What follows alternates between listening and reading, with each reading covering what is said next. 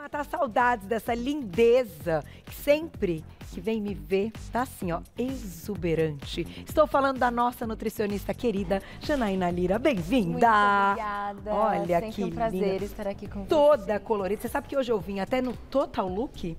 Porque eu sabia que você está colorida. Pra ficar assim bonita, assim, né? Muito Dar obrigada. esse destaque pra nossa querida. E o seu tema hoje é um dos temas mais legais e esperados pelo público. Com certeza. Que é o tal do preparar o corpo para o verão que está batendo na porta. Porque mais um ano se passou, né? A gente piscou, estamos aqui já no final do ano de novo. Verdade. O calor já chegou, hoje aqui em São Paulo tá bem quentinho. Feriados já, né? Estão todos próximos. E como preparar o corpo para o verão e Dá com tempo, saúde? dá Dá tempo. Porque eu acho que a gente também vive um imediatismo. Inclusive, queria começar o meu papo com você por aí. Muitas das coisas eu sei que você vai colocar e explicar o porquê. O público do Você Bonita até já tentou, até... Agora, essa questão do imediatismo, como você trabalha, então, com as suas pacientes para a gente ter um tempo para entender a resposta do organismo? Perfeito, Carol. Eu vejo que mais do que nunca, não sei se com o cenário da pandemia essa questão do imediatismo deu um plus, sabe? As pessoas querem tudo pra ontem. Então, eu passei o ano em casa, eu tenho uma viagem agendada, eu preciso do corpo X em tantos dias. Eu falo, calma. Então, tem paciente que às vezes chega a estar com o intestino totalmente travado. Como é que eu vou emagrecer se o intestino não está funcionando? Muitos, assim, estão ansiosos. Então, casos de compulsão, se eu fizer uma restrição, vai dar rebote, então vai ficar mais compulsivo. Então, às vezes, eu preciso equilibrar ali os pratinhos, primeiro, fazer eles entrarem ali no hábito, aí depois eu consigo apertar um pouquinho mais e direcionar para o objetivo que eles desejam. Então, prestem atenção nas dicas e, claro, procurem sempre uma orientação, pelo menos para esse início, para ver se está tudo bem com a saúde, né? Perfeito, Carol. Eu sempre falo para os meus pacientes que o acompanhamento ele tem início, meio e fim. Então, o nutricionista está lá para ser um instrumento, mas a gente tem que conhecer o nosso corpo, a gente já tem noção do que a gente come que engorda um pouquinho mais, o quanto que a gente treina errado, o que dá uma mudadinha. Então, o profissional ele vem para dar uma lapidada, mas eu falo que tem início, meio e fim, a gente chega naquele corpo que a gente sabe, esse é o corpo ok, é o corpo que eu consigo manter. Quando dá uma desregulada de novo, aí você volta depois, ou quando tem colesterol alterado, né, diabetes, ou síndrome do ovário policístico, tem patologias que precisam de um acompanhamento mais próximo. Mas eu sempre falo que a gente precisa conhecer o nosso corpo e nesse período tem que tomar muito cuidado com dieta restritiva e o jejum, né? Todo mundo fala do jejum intermitente. Quer começar por ele? Vamos. É uma estratégia, então cabe aqui no nosso assunto? É uma estratégia, cabe. Qual que é a preocupação que eu tenho? A forma que está sendo realizado esse jejum. O jejum, ele é uma estratégia, sim, quando ele é calculado, quando ele é planejado. O que eu vejo na prática? As pessoas fazem jejum de 12, 16, até 18 horas e a próxima refeição é um hambúrguer, é um prato de macarrão, é uma pizza. Então, e aí a gente mata tudo que foi feito de sacrifício para muitas pessoas. Tem gente que naturalmente não tem fome, né, Jana? Exato. Então, talvez para esse público é um perfil que talvez tende a dar mais certo com o jejum. Porque tem pacientes que têm hipoglicemia. Então, tem paciente que passou das 3 horas, ele passa mal, tem dor de cabeça. Então, essa é a importância da individualidade, né? Agora, tem paciente que fala, a minha primeira refeição ser o almoço é tranquilo. Mas eu falo, o que você está comendo nesse almoço, né? Porque a gente já usou ali o estoque de glicogênio muscular, né, para otimizar a queima de gordura, mas dependendo do que a gente comer, a gente dá um plus ali, o corpo fala, não precisa gastar não, vamos voltar a fazer estoque. E aí a gente queimou toda a estratégia. Então, demos aí uma introduzida com o jejum. Quem quiser, manda perguntinha na @VocêBonitaTV, né, alguma pergunta específica pensando nessa estratégia do jejum intermitente, mas vamos falar, né, dos principais aqui, dos nossos alimentos. Então, pra gente preparar o corpo, começando assim, ó, hoje é uma quarta, né? Hoje é quarta. Não precisa esperar a segunda, não. Pode começar hoje mesmo ou amanhã, né, Jana? Isso. Eu falo assim, pra ontem, a gente nem tinha que esperar no cenário ideal. Na segunda eu começo, a semana que não tem evento. Não, gente, começa. Esse é o ponto. Primeiro ponto, aumentar a ingestão de água, né? Não tomamos água, então tem que tomar água, tem que eliminar a toxina. Segundo ponto, ingestão de fibra, porque olha, o que a gente vê na prática de relato de intestino que não funciona. E eu falo que nós somos o que nós absorvemos, né? Não adianta comer, suplementar, se não está absorvendo, a gente já perdeu tudo. Então tem que cuidar desse intestino, uma ingestão adequada de fibra, junto com a água. Caprichar ele nos folhosos verdes, porque tem fonte de magnésio, também é um relaxante muscular, então ajuda nos movimentos peristálticos. Controlar o carboidrato. Não é tirar totalmente o carboidrato, mas devemos controlar o índice e a carga glicêmica, porque a gente sabe que o carboidrato favorece ali o estoquezinho de gordura e a gente quer diminuir gordurinha, né? Toda mulher sempre tem aqueles 2 quilinhos que a gente...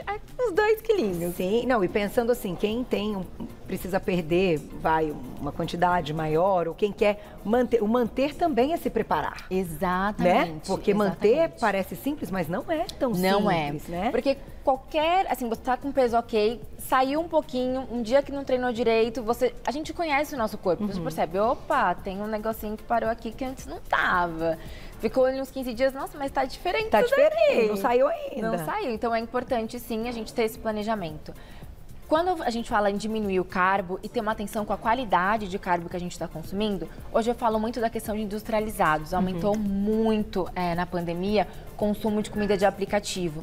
Então, cuidado com aqueles carboidratos, com aqueles lanches que tem muito sódio, muito carboidrato, aquelas refeições hipercalóricas, que muitas vezes um lanche equivale às calorias do dia inteiro que a gente precisaria consumir. Então, a gente precisa desse cuidado com os carboidratos muito simples, que tem uma carga glicêmica muito alta, né? Então, na porção tem uma quantidade grande, não só a velocidade com que a gente absorve esse carboidrato, mas o quanto que tem ali de porção.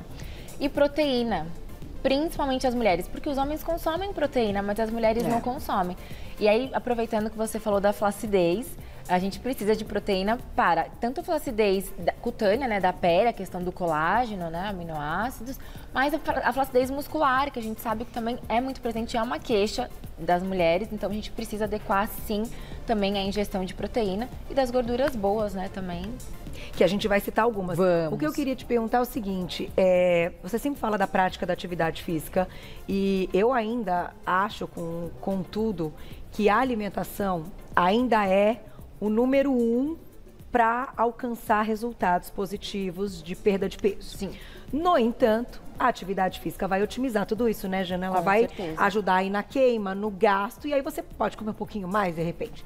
Só que a minha pergunta é a seguinte, eu noto muitas vezes, inclusive das mensagens que chegam para o programa nas minhas pessoais, que as pessoas não têm muita ideia do quanto elas estão queimando numa atividade física, dependendo da atividade que elas escolhem, e do quanto elas estão repondo, achando que não. E aí, é o tentar enxugar o gelo. Exato. Porque nada, e não consegue chegar. Então, vamos falar um pouquinho desse panorama também, por favor. É muito importante você falar isso, Carol, porque a gente não sabe o quanto que o nosso corpo precisa. Então, começa daí. Antes, todo mundo pensa, eu vou pra esteira, aí corre, faz 150 calorias. 150 calorias é um pãozinho. Gente, é a fatia do melão ali. Não, assim, se a gente pensar um pãozinho francês, 2 fatias de pão de forma, já foi 150 calorias. É verdade.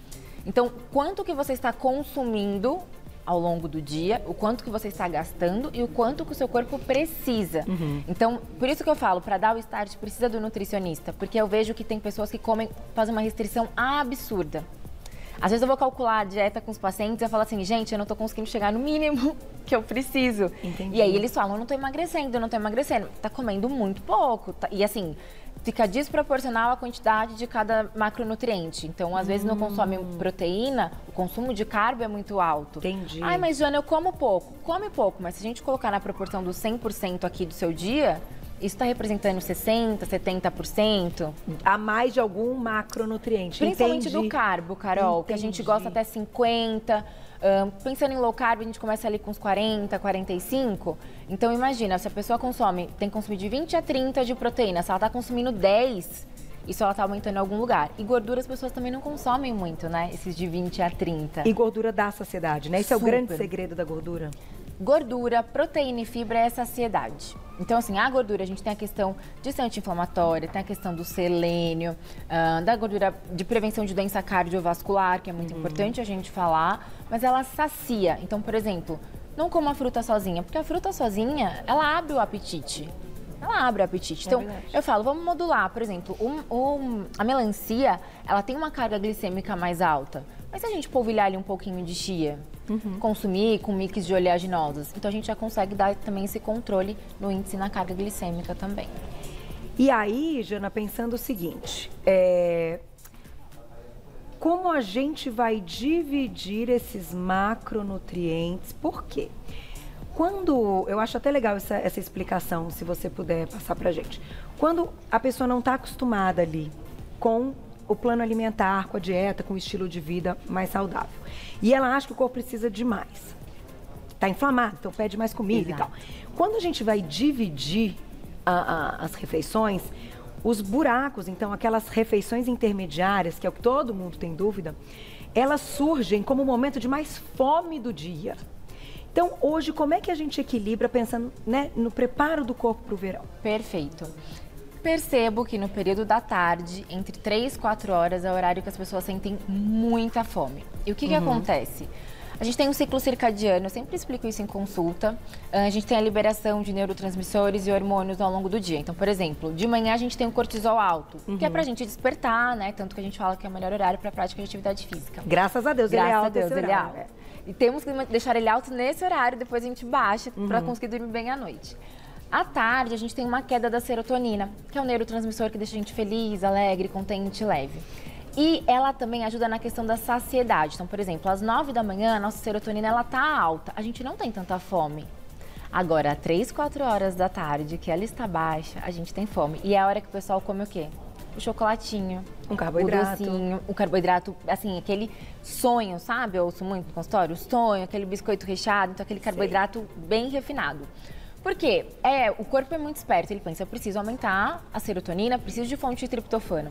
Só que eu falo, gente, não deixa a fome chegar. Se você sabe que a fome chega a esse horário, vamos trabalhar alimentos que aumentem a sua saciedade. Então, por exemplo, um sanduíche de pão integral com uma proteína, um escondidinho de frango com batata doce, um muffinzinho que dá para fazer com uma fonte de proteína. Sempre equilibrar a proteína e o carboidrato, porque aumenta a saciedade.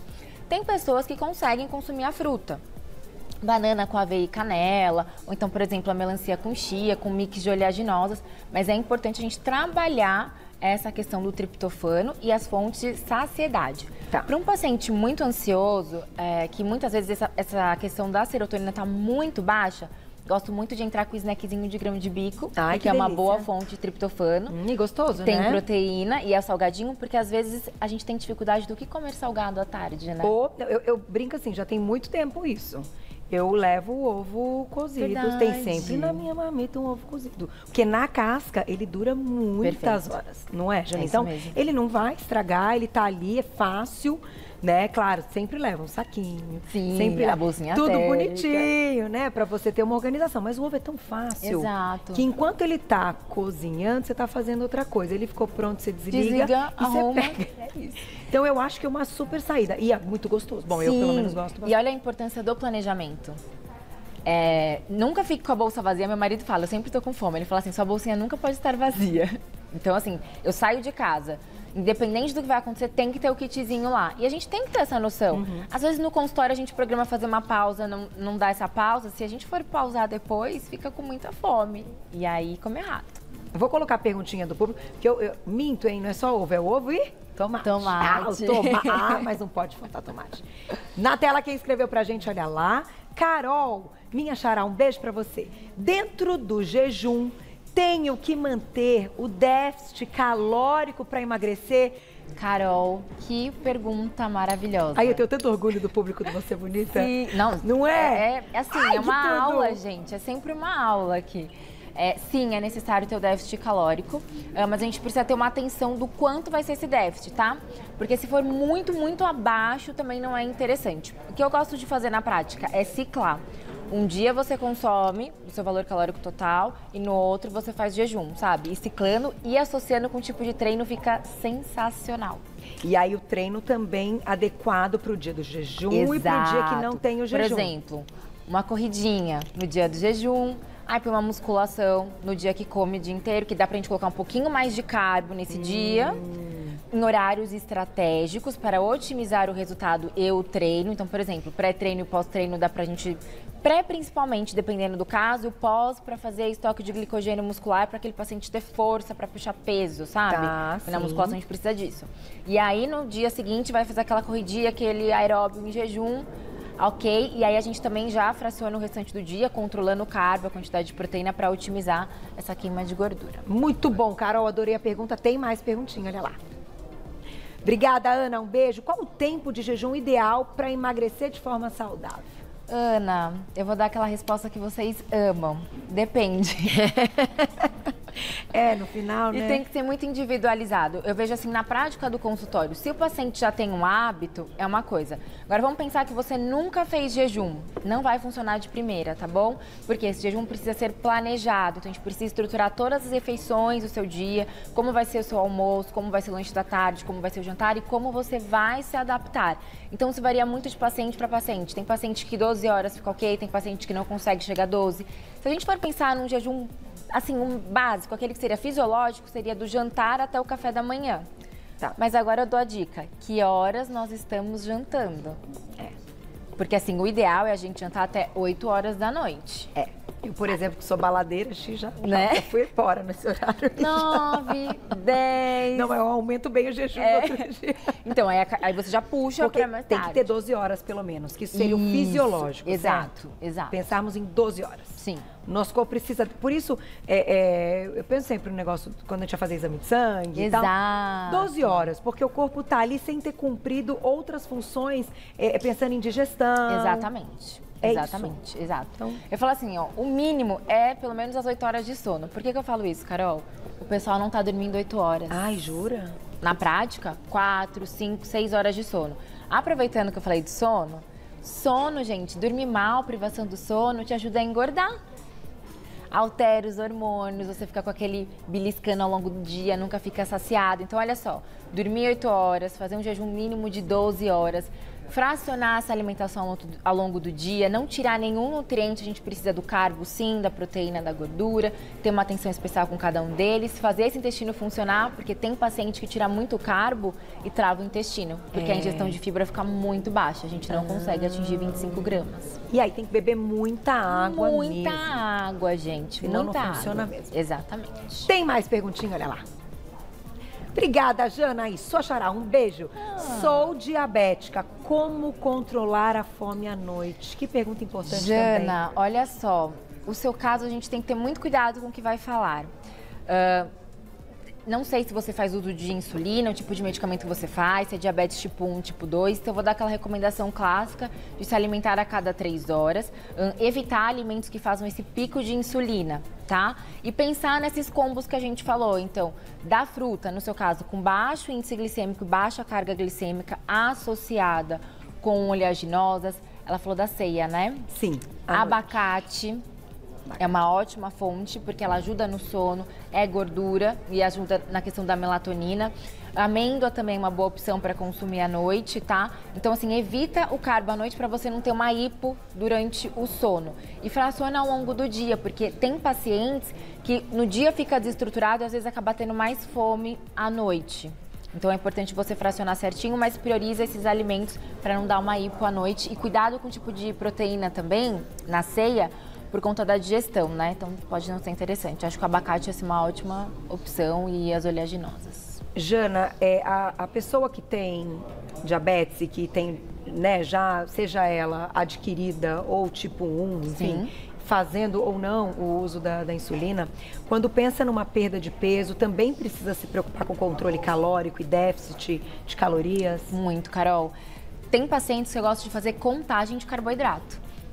Bem ali, na régua. Exato, saber quanto que você consome por dia e avaliar assim, ó, fazer o destro, antes e depois. Quanto que tava essa glicemia em jejum, como que ficou 2 horas depois da refeição, tá baixando ou não tá?